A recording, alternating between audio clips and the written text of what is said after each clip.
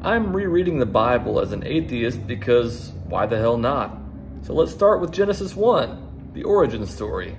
In the beginning, God created the heavens and the earth. Now the earth was formless and empty. Darkness was over the surface of the deep, and the Spirit of God was hovering over the waters. God hovering over the waters makes me think of Super Mario 3. Do you remember the sand level in Mario 3 where the sun is angrily hovering over everything and occasionally swooping down trying to attack Mario?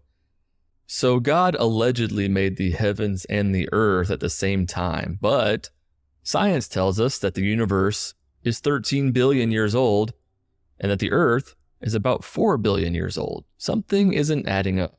I'll tell you what it is, brother. It's all them damn scientists conspiring against God and Christianity. They're all in on it together. Damn them and their facts. And I'm putting facts in quotation marks. You know what I find interesting here, though, is that Christians accuse atheists of believing that everything came from nothing, yet that's exactly what the Bible says happened, except they get to sprinkle in a little sky wizard to just be able to be like, oh, what? He snapped his fingers and made everything come from nothing. Yeah, that makes way more sense. And God said, "Let there be light." And there was light. God saw that the light was good, and he separated the light from the darkness. God called the light day, and the darkness night. And there was evening, and there was morning, the first day. What was the light exactly? Is this supposed to be the Big Bang?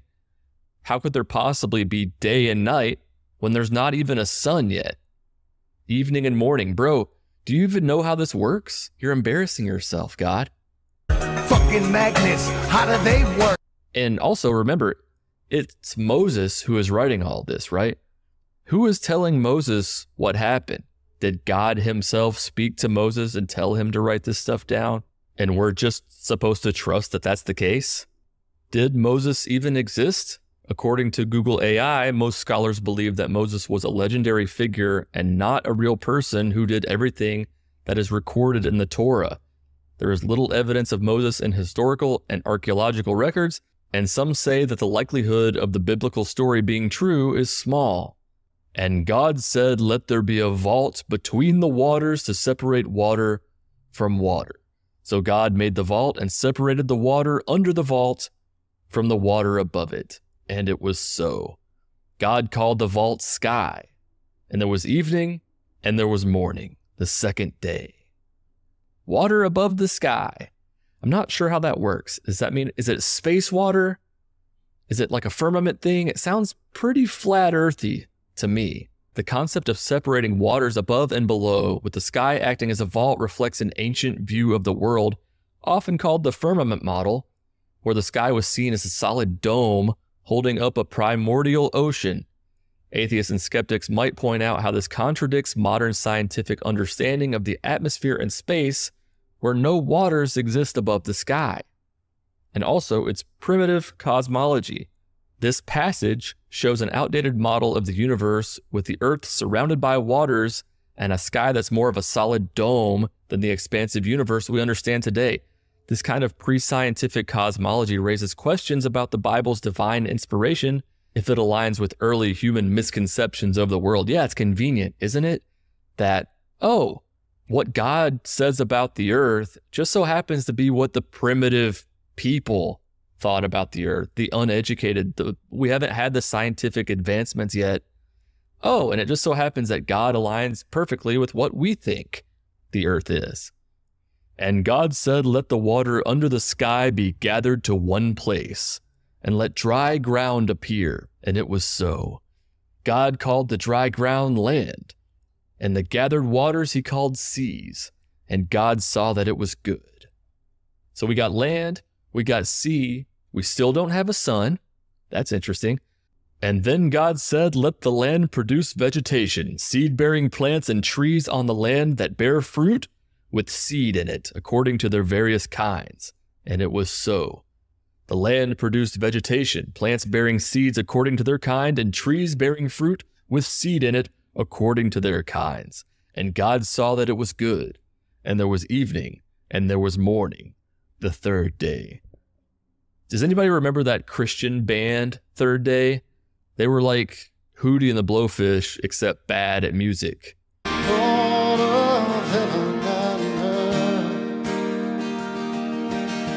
All right, so we've got food. Oh, Sam, I can't recall the taste of food. But how are fruits and vegetables growing without sunlight? Bro, where is the sun? But hey, I guess if you're God, you can do whatever you want. Because I say so.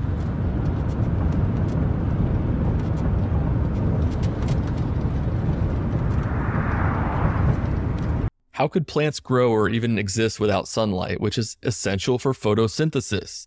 Without the sun, it's difficult to explain how any plant life could thrive. This ignores the complexities of how life developed over time through natural selection and adaptation, instead presenting a simplistic and static model of life's origins.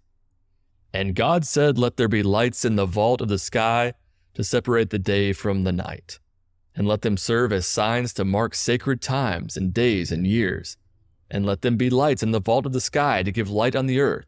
And it was so. God made two great lights, the greater light to govern the day, and the lesser light to govern the night. He also made the stars. God set them in the vault of the sky to give light on earth, to govern the day and the night, to separate the light from darkness. And God saw that it was good. And there was evening, and there was morning, the fourth day. Hey, we've got the sun. And we got the moon. Small problem, though. Okay, the sun is a light, cool. But the moon is not a light. The moon reflects light from the sun. Well, if your motor drive is probably down.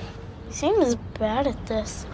Also, the sun is a star. The stars were created last. The stars described as afterthoughts here are actually much older than the Earth and essential to its formation in modern cosmology. The focus on the Earth being at the center of creation, with stars and other celestial bodies appearing to serve the Earth, aligns with outdated geocentric worldview.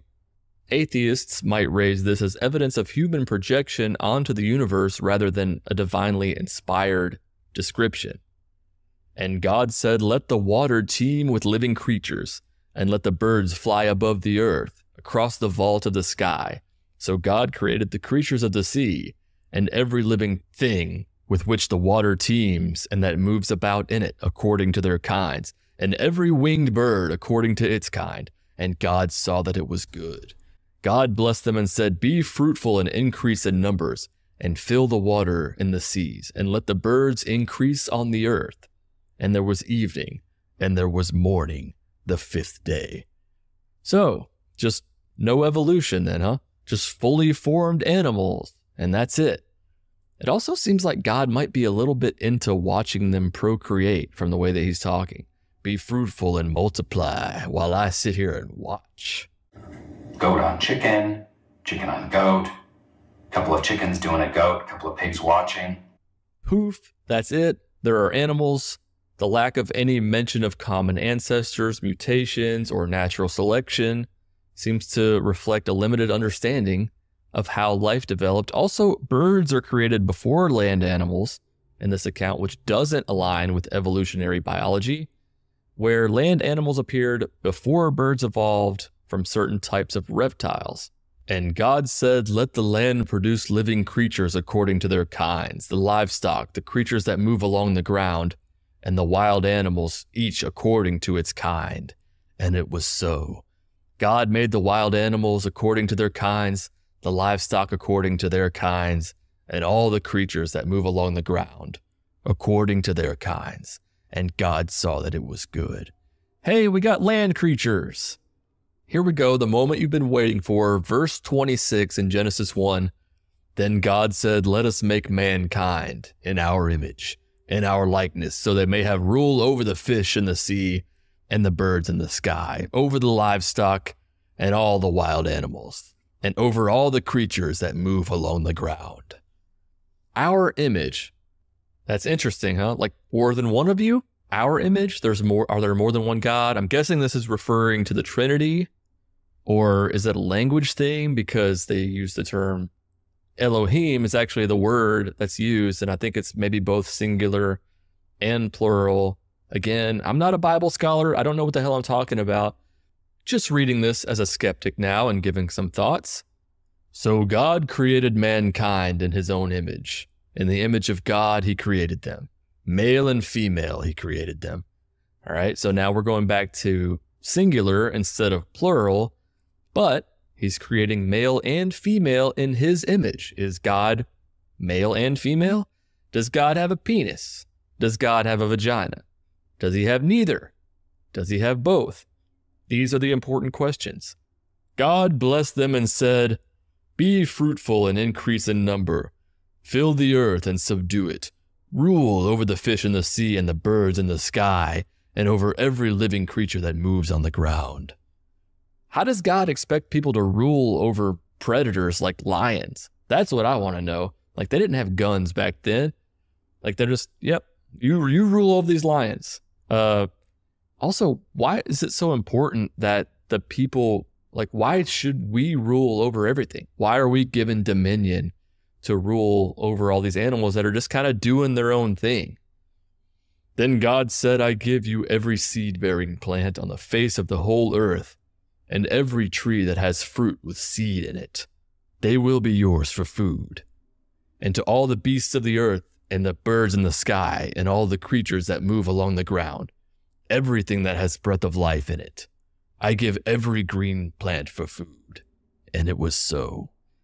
So the humans get the seed-bearing plants, and the animals get the green plants. Going back to the lion thing, does that mean that they're vegetarians? What's the point of them having the big-ass paws, big-ass claws? Are we all vegetarians? Is that the way it was meant to be in the beginning? That we all just eat fruit, vegetables, and chill? God saw all that he had made, and it was very good. Well, this guy really, he loves his shit, huh? And it was very good. There was evening, and there was morning, the sixth day. So it seems like God only cares about the earth. Why did he even bother creating an entire universe if the only thing that matters is earth? It seems a little bit pointless to me. So people are created at the very end, almost like an afterthought to rule over the animals. But is that really how the world works? I mean, yes, we are on top of the food chain now because of advancements in technology and stuff, but we're not inherently rulers over other animals. I think some of the biggest problems and questions with Genesis 1 is like the binary approach of male and female. You know, what about intersex people? Were they accidents? Are they not what God intended them to be? It's just, it's very strange. And also, of course, one of the biggest takeaways is that everything was created in 6 days. When we know from science that it's been happening over billions of years. Now, we have the young earth creationists who will say that Earth is like 6,000 years old because the whole, oh, you know, it's like 1,000 years is like a day to God or whatever the whole thing is. But it's problematic. We have the evidence. And unless they think that all that evidence is false, that scientists are really like in on something bigger, or that they just simply misunderstand, or that somehow maybe God is testing them with, this information that they think is true, but is actually testing their faith. There's all sorts of these things that people can justify. Satan is trying to convince you that, that Earth is actually billions of years old, when in reality, it's super young. The sequence of events in Genesis, Earth first, then plants, lights, then animals, human, it doesn't align with scientific understanding of how the universe and life developed. And then we got God's motivation. Why would God, an omnipotent being, need 6 days to create the universe at all? Couldn't he just snap and make everything happen immediately? He had to spend a whole day on the stars, just like throwing them out there. He had to spend an entire day on livestock. It seems strange. It seems convenient for a story. It just seems like a fictional story. And that's what we got. That's Genesis 1.